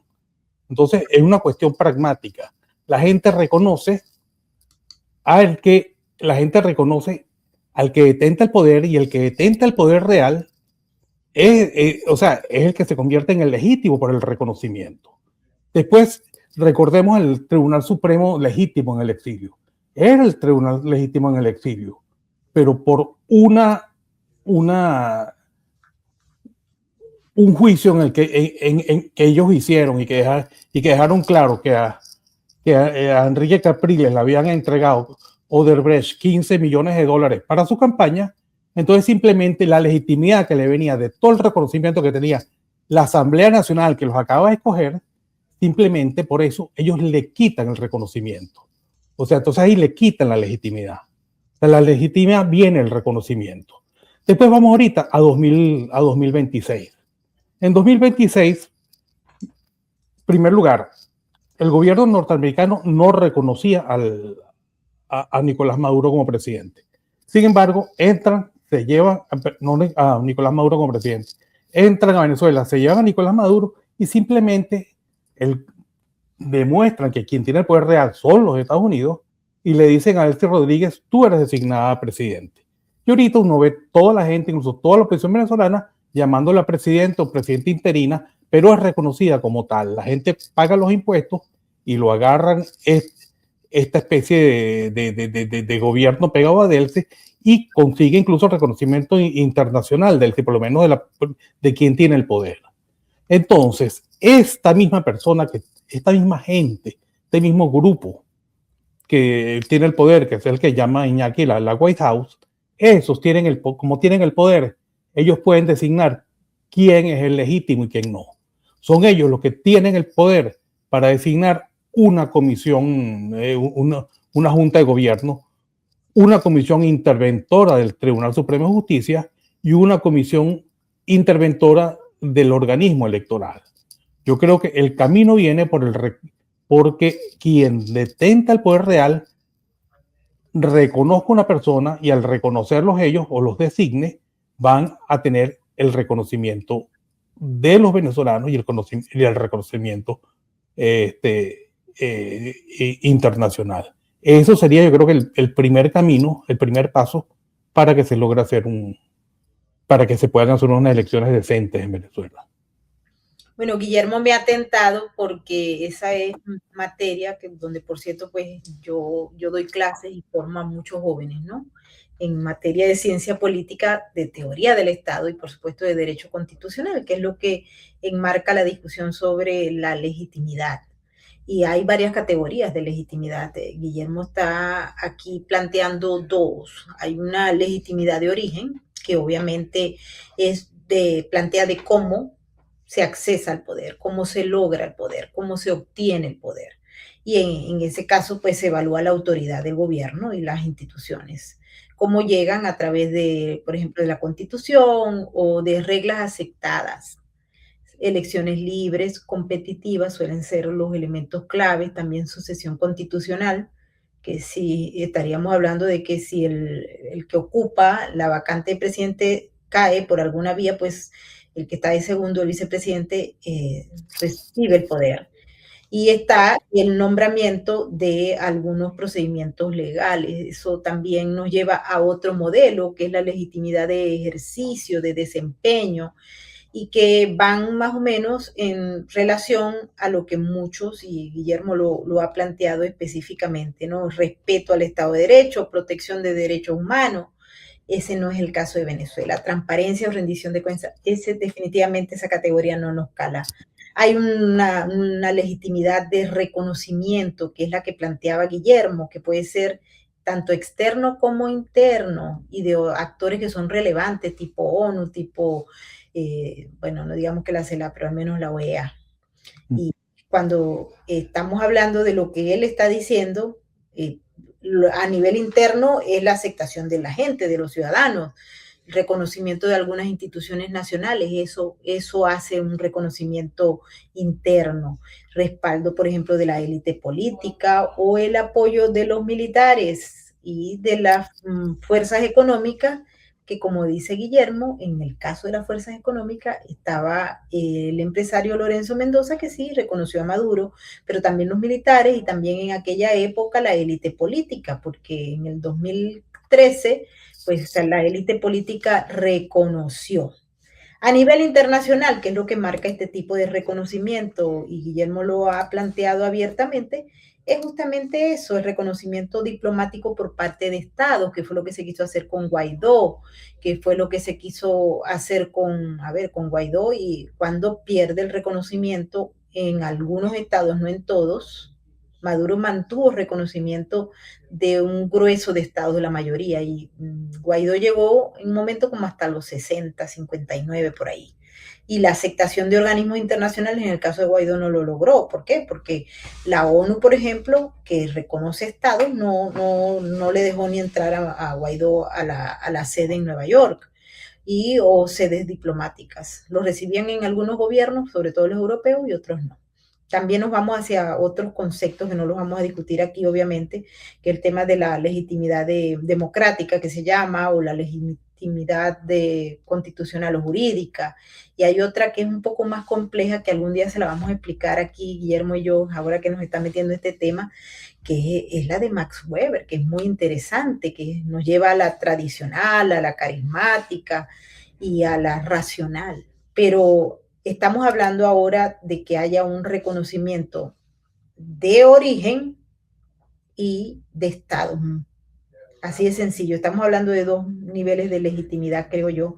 Adelante, Iñaki. Gracias, Maybor. Si pudieras colocar, digamos, un PDF que te envié. Gracias, Maybor. Después de todas las consideraciones que hemos tenido en el programa de hoy, Luis Manuel, Guillermo y yo hicimos un esfuerzo por intentar inventar una especie de checklist, ¿ok? Para un poco catalogar posibles escenarios, que es el tema del capítulo que viene, en función de una, digamos, clasificación que haríamos, ¿no? Un poco el tema de fondo es, vamos a tener una elección más en el marco de la Quinta República, vamos a tener una elección que intenta estar en un intermedio entre la Quinta y una posible futura República Democrática, o se han dado pasos como para decir que lo que se está planteando ya es un escenario de arranque hacia una nueva República Democrática, ¿no? Entonces, sí, en eso lo hemos llamado un marco de evaluación que queremos presentar en función de la discusión de fondo del capítulo que viene, en el cual pues conversaremos sobre qué es lo que estamos viendo en los planteamientos de los tres actores: la coalición en torno a María Corina, el grupo en el poder y por supuesto la comisión White House, ¿no? Si quieres pasar a la siguiente lámina.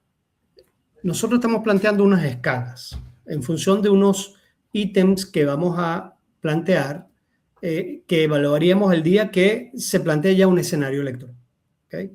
Imagínate que el mes que viene pasó algo mágico y plantean un tipo de elección, y nosotros con estas ideas que estamos planteando aquí y algunas mejoras que se le pueden hacer, daríamos una especie de feedback de lo que ese escenario que están planteando representaría. Si quieres pasar a la siguiente lámina. Fíjate tú, en esta lámina estamos planteando que hay un punto A, una dimensión de la elección, del escenario, que llamamos nivel de negociación política. Es decir, y se le da bastantes puntos si obtienes todo, ¿no? Y tiene como unos tips. Se ha logrado un acuerdo tripartito formalizado, es decir, grupo en el poder, comisión White House, obviamente, y el entorno de la plataforma donde está María Corina como visible. Ese acuerdo tripartito, el grupo en el poder lo está aceptando como una salida negociada. Va a haber supervisión activa internacional. Es una hoja de ruta publicada, la gente la va a conocer, vinculante. Va a participar la oposición democrática sin ningún veto del grupo en el poder. Acuérdate que tenemos personas que están inhabilitadas, partidos que todavía no tienen, están inhabilitados, ¿no? Si tú tienes un sí en esta dimensión, estaríamos hablando de, bueno, está apuntando a que pareciera que vamos hacia una elección que plantea un cambio histórico, ¿no? Siguiente lámina. En el nivel B, ahí haríamos como un médico cuando se pone a auscultar, ¿no? Veríamos qué se está planteando en torno al organismo electoral. Existe un estatuto electoral transitorio como en el año 1959, para usar la analogía. Los rectores fueron designados sin ser puestos por el grupo en el poder. El CNE actual fue sustituido e intervenido. Hay realmente una arquitectura de bloqueo ante el TSJ. Hay un presupuesto y financiamiento autónomo del organismo.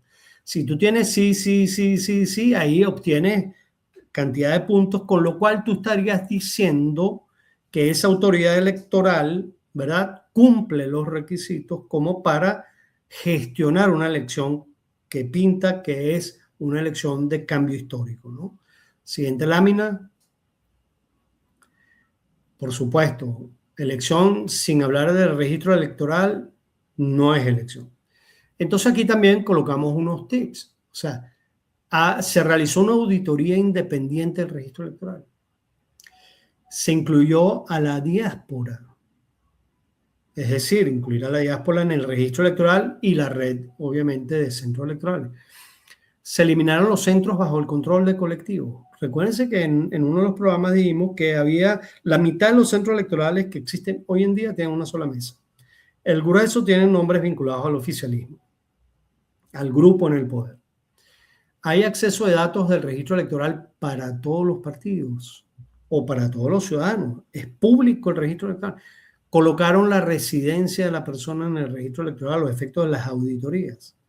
Si tiene sí, sí, sí, sí, bueno, oye, el proceso pareciera que pinta bien, ¿no? La siguiente lámina, el sistema de votación y tecnología. Nosotros claramente estamos planteando que hay que darle de nuevo el protagonismo del elector con el voto manual y el conteo de todos los votos. Ahora ponemos unos tips.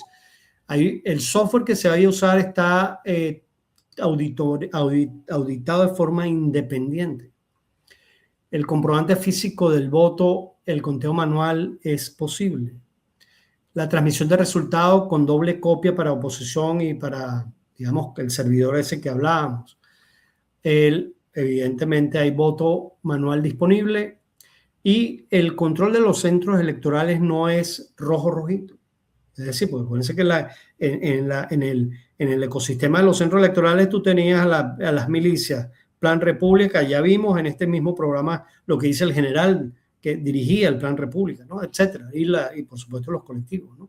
Si tienes sí ahí, bueno, pinta que vamos en buen camino.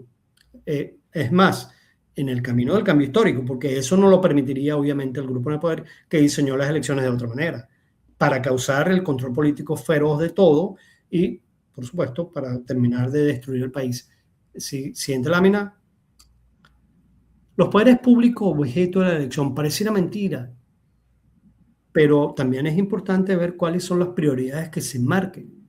¿Qué quieres? ¿Una elección? Elecciones presidenciales ya. O tú estás planteando un camino que diga, como decía Luis Manuel, vamos a recuperar la asamblea de manera plural y con un sentido constituyente, facultades para, por ejemplo, reformar la Constitución. Ahí hicimos unas preguntas que hiciste tú en la segunda parte, presidencia vitalicia, militares, etcétera. Todavía no he visto nada escrito por parte del entorno de la plataforma María Corina. Pero aquí ponemos elección de Asamblea Nacional con plenas competencias, presidencia transitoria, junta de transición, elecciones regionales previas como prueba piloto, reforma o nueva constitución. Si nosotros allí tuviéramos una serie de sí, podríamos calificar si la elección va al corazón de lo que hay que cambiar primero o no. Sigue para la última lámina. En definitiva, vamos a evaluar si los electores somos los protagonistas. Vamos a evaluar si estamos ante un proceso que mejora la calidad de la elección. Y por supuesto, creamos una metodología que permitiría que la gente, los ciudadanos, en consecuencia pudieran estar exigiendo mejoras continuas en los procesos electorales para que la elección sea democrática y elija de verdad.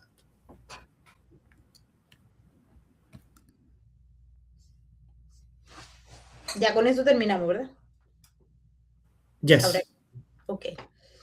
Bueno, como ustedes habrán visto, en este programa dejamos la línea clara y con la opinión de todos ustedes, por cierto que si no han opinado, los invito para que opinen en la descripción de este video y nos dejen sus planteamientos. También este video está dirigido a los que toman decisiones, a los que son capaces de comprender y entender la complejidad de la transición que está planteada, los peligros a los que nos enfrentamos y la necesidad del poder ciudadano. Porque el poder ciudadano en Venezuela y en cualquier país del mundo es lo que puede permitir que las élites políticas no se engolosinen y hagan lo que mejor les venga en gana, sino que recuerden, en una transición, en un modelo de democracia, el ciudadano es el que se convierte, es el soberano. Y las élites políticas están bajo la dependencia del ciudadano y no al revés.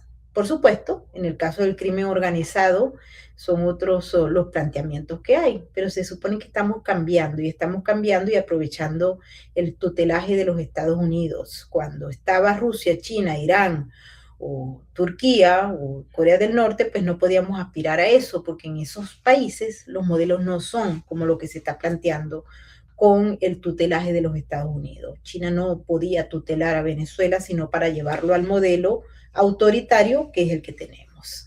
Así que todo esto queda para las reflexiones. Quiero darle las gracias a nuestro panel maravilloso porque nos ha dejado su conocimiento y estructura. Todo esto está hecho para ustedes, para esa Venezuela que queremos. Doctora Guana, muchas gracias por estar con nosotros. Muchas gracias, Maybor, Guillermo, Iñaki, por realmente tremendo programa y por supuesto a todo el público que nos ha escuchado. Creo que esta es por lo menos las primeras bases a sentar para poder lograr conseguir un sistema electoral que le sirva al venezolano para realmente poder elegir verdaderamente su representante. Tiene muchísimas cosas que discutir. No se puede discutir en tan pocos minutos muchas cosas como las que hemos dicho hoy, pero intentaremos en los sucesivos programas o intervenciones establecer, pues por supuesto, aclaratorias de cualquiera de las cosas que hemos dicho aquí. De todas maneras, muchísimas gracias a todos por habernos escuchado y seguimos adelante. Así es, Guillermo. Sí, bueno, muchas gracias a todos y me parece que tenemos que tener claro que por lo menos lo que queremos, los cuatro que estamos aquí, que haya una transición hacia un régimen democrático de largo aliento y que no vaya a pasar lo que pasó en Nicaragua, que una transición absolutamente fallida y no podemos permitir porque es un poco el actor de los partidos políticos o de los políticos venezolanos que creen que salir del chavismo es así nomás. No, esto va a ser un proceso que desgraciadamente lleva su tiempo, pero que si no se hacen las cosas como se deben, nos pasa lo mismo que en Nicaragua. Podemos tener al chavismo de vuelta en 5 años o incluso ni siquiera salir de él si no hacemos las correcciones. Muchas gracias a todos y esperemos, bueno, la lucha es larga y vamos a darla, pero vamos a darla bien, vamos a hacer las cosas bien para que lleguemos a un largo periodo democrático. Así es, Guillermo. Iñaki. Bien, gracias, Maybor. 3 cositas que me gustaría que quedaran en la mente, ¿no? De la gente, ¿no? Y en particular del tutelaje, como lo hemos llamado la Comisión Huellas, ¿no? Lo primero es que la gente sepa a conciencia, con claridad, ¿qué me están planteando? ¿Una elección en el marco de la Quinta República? ¿O me están planteando algo que ya suena a que vamos a un cambio? O sea, elecciones ya suena, vamos, esa carrerita de elecciones ya, elecciones en el marco de la Quinta República. La gente tiene que plantearse esa pregunta, ¿ok? 2, yo creo que Guillermo comentó el caso de Nicaragua. Yo no digo que llegue el chavismo, pueden llegar cosas peores. Pueden llegar cosas peores. En Nicaragua llegó Daniel Ortega en su rol, que está todavía allí. Y él fue capaz de dejar que su hermano, que había sido el ministro de Defensa durante cualquier cantidad de años, se muriera en la cárcel de una enfermedad. El hermano de él. O sea, puede llegar gente peor que Jorge Rodríguez, lo cual pareciera difícil, pero puede llegar. ¿Okay? Y tercero, me gustaría dejar, Maybor, que lo que habíamos comentado, que íbamos a hacer un programa que llamamos un bonus, que tiene que ver con un tema electrónico, ya específicamente en el marco de la automatización de la transmisión de actas, donde Guillermo, pues, planteará a través de un especialista un esquema y será como un programa adicional a lo que es la serie como tal y que bueno, que está bien porque es un poco de la gente también hay que educarla en la materia digital y saber que entiendan lo que es software libre, ¿verdad? De verdad. Y bueno, gracias por darnos esta oportunidad de comunicar ideas y soluciones. Así es. Y por supuesto, un abrazo a todos y quiero ahora sí despedirnos pidiéndoles que por favor, repito, esto es importante para nosotros, que ustedes opinen y se hagan sentir. También queremos invitarlos para que compartan estos videos con sus amiguitos. Si ustedes tienen amigos políticos de los que están adentro y los que están afuera, por favor compartan y que pues la idea es que todos participemos, no un grupo, no un pedacito, no una secta, no, todos. todos, porque Venezuela es de todos. Y todos aquellos que tengan algo que aportar, lo tienen que aportar. Es el momento, es el momento. Y no podemos perder esta oportunidad histórica, porque como bien dijo Iñaki, vaya que no se conoce nunca lo peor, siempre está por venir. Y no es porque seamos pesimistas, es porque la historia nos ha permitido entender que cuando se cree que no puede venir algo peor, aparece algo peor. Y si no, cuando se murió Chávez, todo el mundo dice, no, ya lo peor pasó, y vino Maduro, y después todo el mundo dijo, bueno, ya se llevaron, lo peor pasó, no, y está Delcy, lo peor puede pasar, ¿ok? Así que no nos podemos quedar dormidos. Agradecido a todos nuestros maravillosos moderadores que han estado hoy participando y controlando toda esta gente que nos está visitando. Bienvenidos los chavistas. ¡Wow! Los chavistas están interesados en saber de elecciones. Bienvenidos esos chavistas y todos aquellos que están en contra de las propuestas, pero que se están educando, porque eso también nos enriquece. Un saludo también a toda la gente que nos vio a través de todas nuestras plataformas y los invito para que se suscriban a nuestro canal, activen la campanita de las notificaciones y también nos regalen un like arriba con ese puntito. Y ahora nos despedimos como siempre lo hacemos, pidiéndoles que se mantengan libres de mente, pensando de manera crítica y con sentido común, y por supuesto pidiéndoles que apoyen a la RAC, porque juntos salvamos vidas. Nos vemos en la próxima. Chao, chao, bendiciones. Su mirada no conoce de estadísticas. Aún así, millones de ellos padecen una cruda realidad. Su lealtad es inquebrantable, aunque no haya nadie con quien compartirla. La diferencia la haces tú. Adopta, esteriliza, colabora. Red de Apoyo Canino.